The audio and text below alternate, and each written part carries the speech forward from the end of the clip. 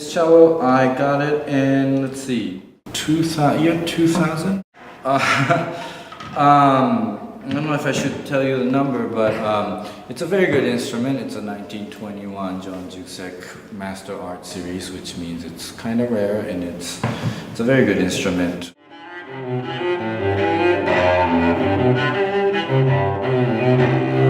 It was interesting. It came at a very interesting time of my life. In a way, I was having very heavy feelings at the time when it happened, with a lot of my personal stuff.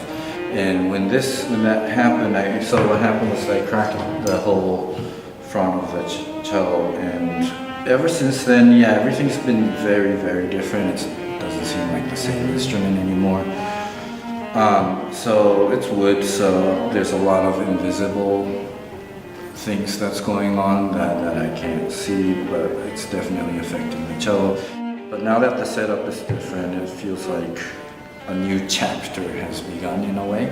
So I've always wanted to try, I was using steel strings for the last 20 years, which is common for the cello, but now I have synthetic strings. I'm heading towards moving into using gut strings, which I've always wanted to do, and I had a hard time using it earlier in my career, so I kind of stayed away from it, but now I feel like I'm ready to go into the gut strings, but I want to take it easy, so I'm starting with the synthetic strings. I'm relearning it, so it's still my baby, but still kind of taking my time to get used to it. A lot of people say it's the closest instrument to human voice. The best part for me is its versatility in a way. Of course, the range of the tone, actually it's very similar to my voice. Of course, I can't play that. I can't sing that high, but the lowest note is cello C. The lowest voice that I can sing is D, and sometimes I can go down to C.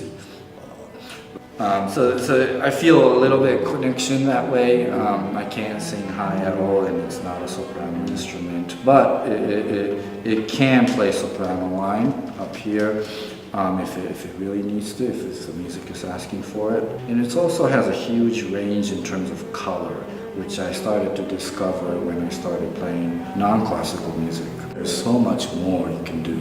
Of course, in classical music, you're constantly trying to create beautiful sounds. But then when you're doing other kinds of music, you're also searching for different kinds of sound. And that's something I learned that the cello can do pretty well.